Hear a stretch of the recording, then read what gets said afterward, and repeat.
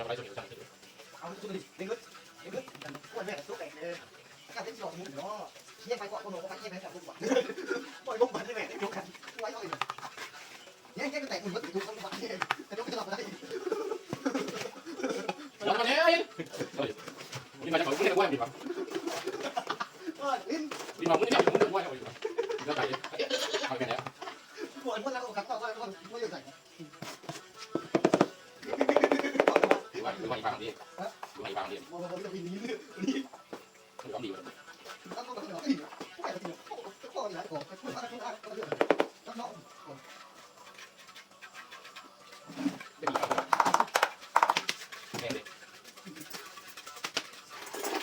โอเคคือว่าก่อนสุดเนี่ยคือว่า ไอ้บอลไปเมื่อไม่ได้ก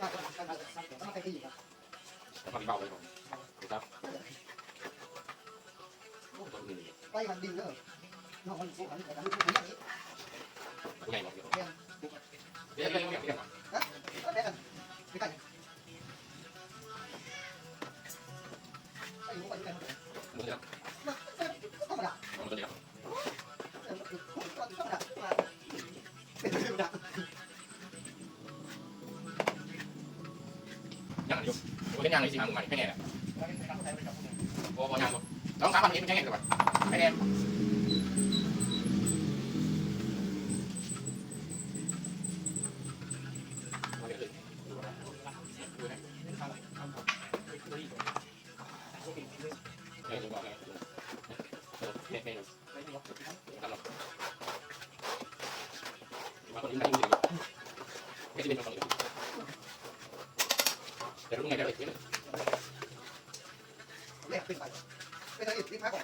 ไม่ให้ไม่รอไม่รอนี่มันมีพักของว่าถ้าบอกดีสุดกลับมาเด็กตอนนั้นที่เราไม่คิดอะไรจริงว่า ว่าเราไม่ว่าเราเป็นอย่างนี้นะ ดูกลับมาที่บ้านเลยบ้านเราต้องดีเก็บรถอีกเลยกินอะไรไปไปไปไปยังไงวะ